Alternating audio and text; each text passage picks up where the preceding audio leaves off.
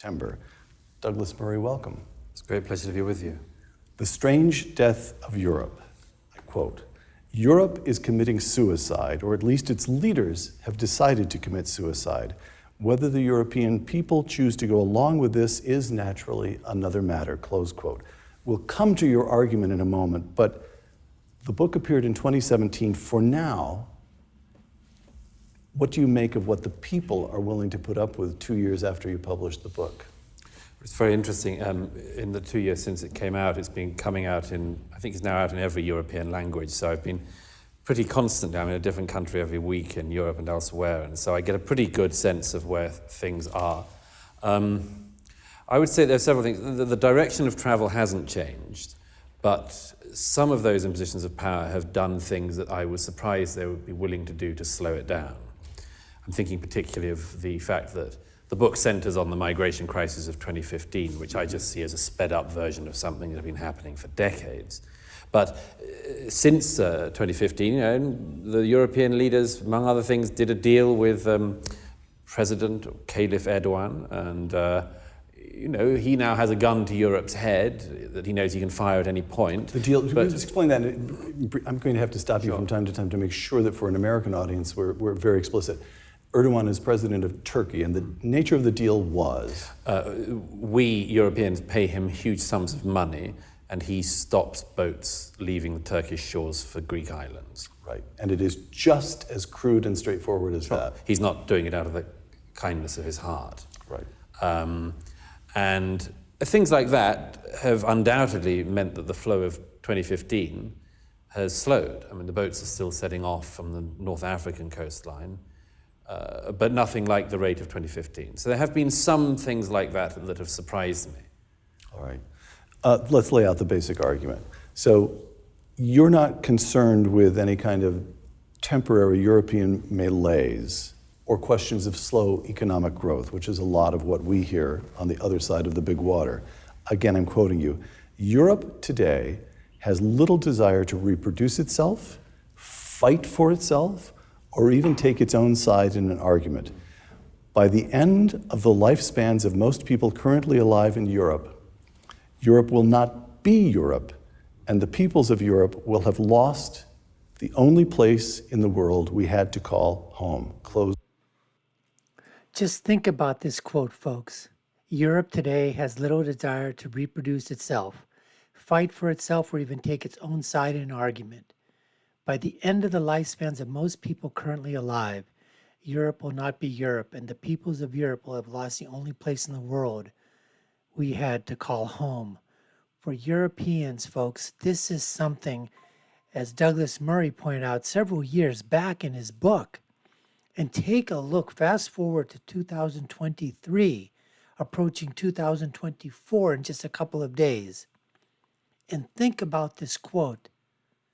And just think about 2050, 26 years from now. What do you think Europe will look like? What do you think England will look like? The British Isles? The city of London already, as Douglas talked about, that 22 out of 33 districts, people don't recognize it as being British anymore, or that its majority population is not ethnic, British or British, Western European, Caucasian British.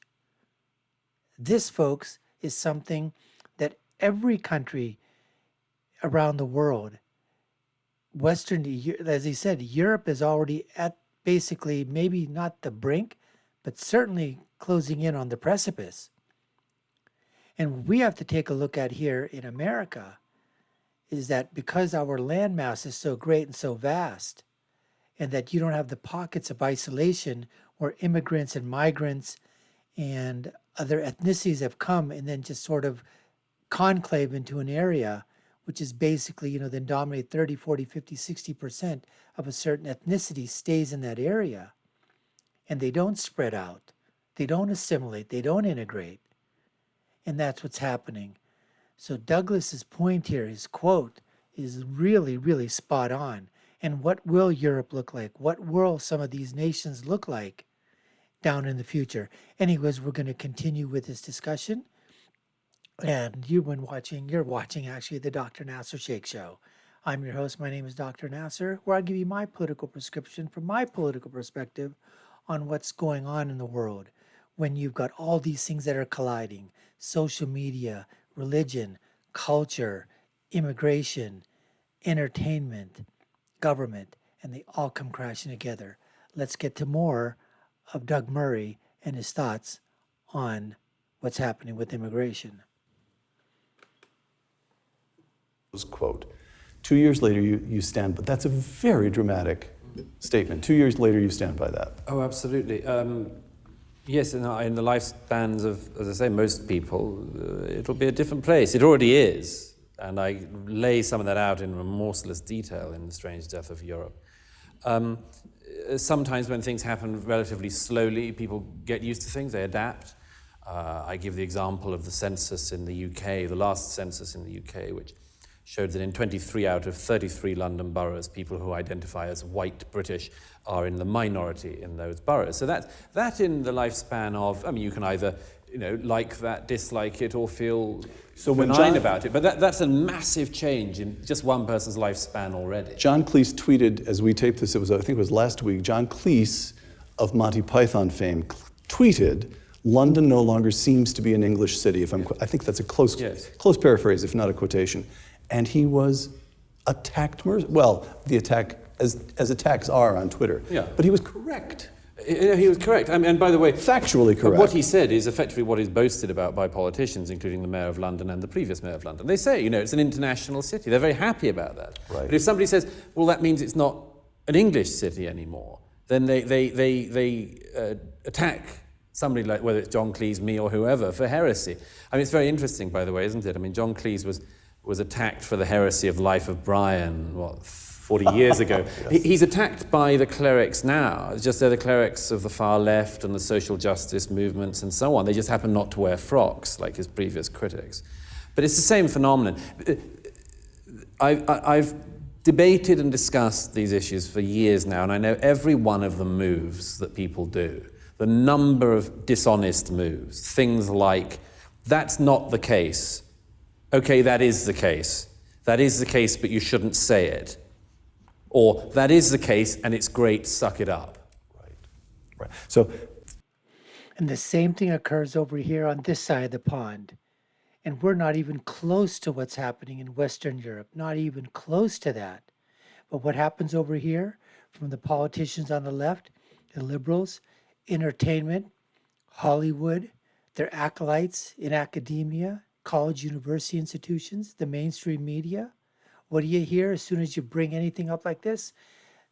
Out come the deck of cards, the political deck of cards. What am I talking about? The racist card. Right. The bigot card. Oh, you're a bigot. Oh, the P card. Phobe. Put whatever you want in front of phobe. Blank, blank, blank, blank, blank, blank, blank. Phobe. The cards come out of the political intersectionality card deck. And we get hit with that immediately. Like, that's just the way it is. Tough. You got to live with it. Migrants are coming. They're coming illegally over the border. They're coming legally. That's just the way it is. America's a melting pot. That's where the Statue of Liberty. Look and read what it says on the Statue of Liberty. This is the stuff. And if you even sometimes bring up the topic, as I said before, you are mercilessly persecuted. If you say something on Twitter, if you say something on other forms of social media. But there are people that are out there. We are sticking to our guns. We're raising the issue, and we're just saying, look, immigration is fine, but it needs to be controlled. It needs to be checked. We need to know who's coming in. Are they assimilating? Are they integrating? Or are we just allowing anybody and everyone to come through, regardless of their educational level, regardless of whether or not they really want to live in America? Do they have the ideals? Are they willing to accept the rules and regulations of American society?